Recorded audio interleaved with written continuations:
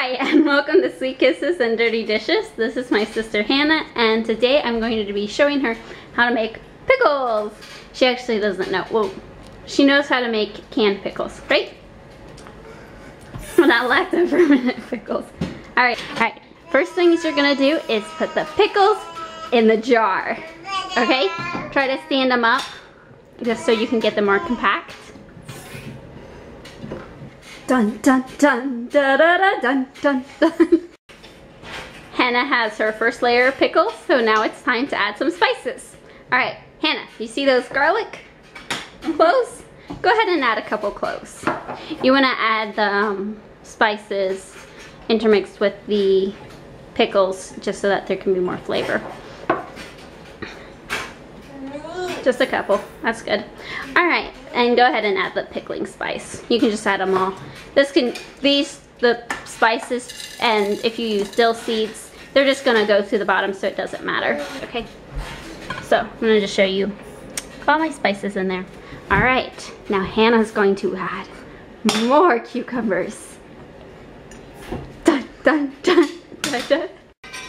The jar is as full as it's going to get with pickles. There's a little bit of headspace, and I'll show you why you need that in a little bit.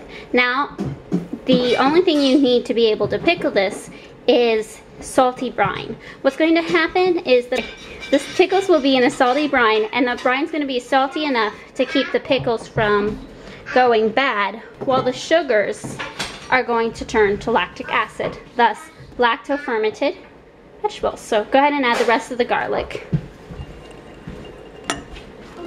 Wow. Alright, and now we're going to make the brine. I have some hot water here to dissolve the salt in. It doesn't need to be hot other than to dissolve the salt. Okay, Hannah, go ahead and dissolve the salt. My sister is like super talented. Let's put all the salt in there. I'll say in the blog post what my brine is. Well, I guess I can tell you. It's 3/4 tablespoon per cup of water. Go ahead and scrape that out, because you want a brine salty enough to keep the vegetables from going bad while it ferments, but obviously not too salty that it's inedible. Alright, go ahead and add that. I have 6 tablespoons of salt in there, and so we're going to just add it to some cold water because I want the brine to be cold and I don't want to have to wait for it to be cold. So there's a little bit of chunkies because I use Redmond's real salt. You can just dip it in, Hannah. Okay. Oh, I guess I didn't get it completely dissolved. We're going to take care of that. Our brine is made, so we're going to add it to the cucumbers, and we're just going to add enough to cover. I think this will take about 8 cups because when I make a quart of cucumbers, it takes about 2 cups because it's hot. Dad. Okay. Maybe my sister's not that talented. Okay, good. Yay! Go Hannah! Go Hannah! Go Hannah! Go Hannah! You need the vegetables to be in the brine because otherwise they're going to get to oxygen and they're going to be out of that environment, and what's going to happen? They're going to go bad. Go ahead and add just a little bit more. Alright, that's good. Okay, we have some floaters. See, they're, I don't know if you can see it, but they are out of the water, and that will lead to spoilage. So we need a fancy dancy schmancy dunker. So I'm gonna put here. I'm going to just put a few. I have these glass beads that I just put in a baggie. I also sometimes just stuff the baggie in there and fill it with water, but don't have enough space for that. So okay.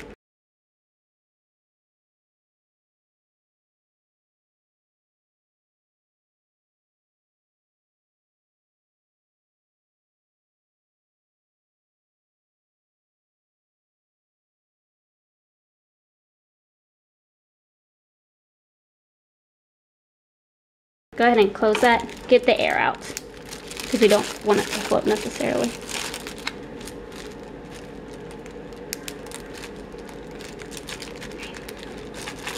I'm just going to go ahead and lay this on top to keep those cucumbers. And okay, Alright, I'm gonna have to take a few things out. A few cucumbers out. Alright. This is a art, not a science, so haven't gotten to know this jar very well yet. Alright, go ahead and put that back in there. And those are gonna just keep them under the water. Gonna add the lid. I'll let you do that. Every day I'm going to open this lid to allow any gas that has built up out, because and I don't even have to take it off, just loosen it a little bit, because otherwise there's a possibility of exploding jar. Because what's going to happen is as the sugars in these cucumbers turn to lactic acid, it's going to build up gas, which will build up pressure. So there's pickle lids, which I would love eventually, but right now I just want to be able to use what I have. So that is a jar of lacto-fermented, or of pickles that are about to lacto-ferment. To lacto-ferment, I'm going to set it away from direct sun for 5 days to a week. Probably 6 days, because today's Thursday and I usually do foodstuffs on Friday. So next Wednesday I'll stick it in the fridge and we'll have some yummy, yummy cucumbers. Oh, and I was wanting to show you what it looks like when they're done. Can you take that, Hannah? Is there any way you can break it? It might be too small to break, but I want to show you. Okay, it's too small to break, but they're really crispy. Here, take a bite. Alright, did you hear that crisp? The way that we got the crisp was by adding grape leaves to this batch of cucumbers. I don't have any grape leaves, so we're gonna just leave it out. But if you want super crispy pickles, like what you get at the store crispy, then you should do grape leaves. And by the way, my sister is very animated and doesn't get embarrassed easily. I don't know what the deal is today. Thank you for watching. Have a good day and God bless.